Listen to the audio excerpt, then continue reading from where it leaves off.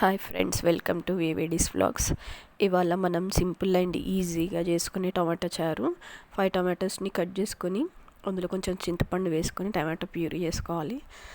తర్వాత పోపు పెట్టుకోవాలి ఫ్రెండ్స్.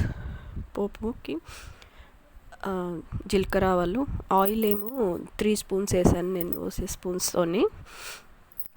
తర్వాత జీలకర్ర ఆవాలు, ఎండుమిరపకాయలు, కావాలంటే పచ్చిమిర్చి కూడా ఎక్కువ వేసుకోవచ్చు. కారం తగ్గించి ఓన్లీ ఎండుమిర్చి పచ్చిమిర్చి కూడా వేసుకోవచ్చు. కాకపోతే ఇక్కడ నేను కారం వేస్తాను కాబట్టి అవి కొన్ని వేస్తున్నాను.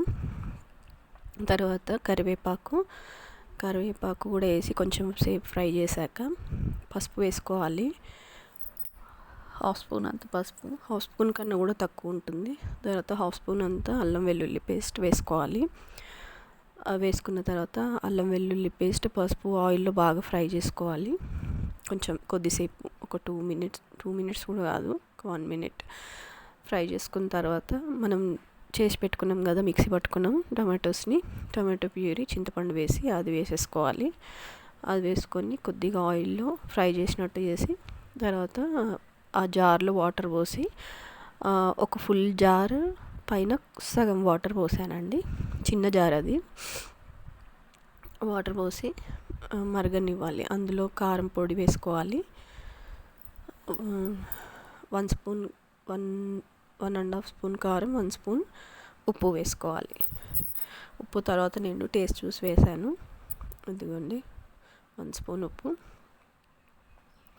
వేసిన తర్వాత బాగా మరగనిచ్చిన తర్వాత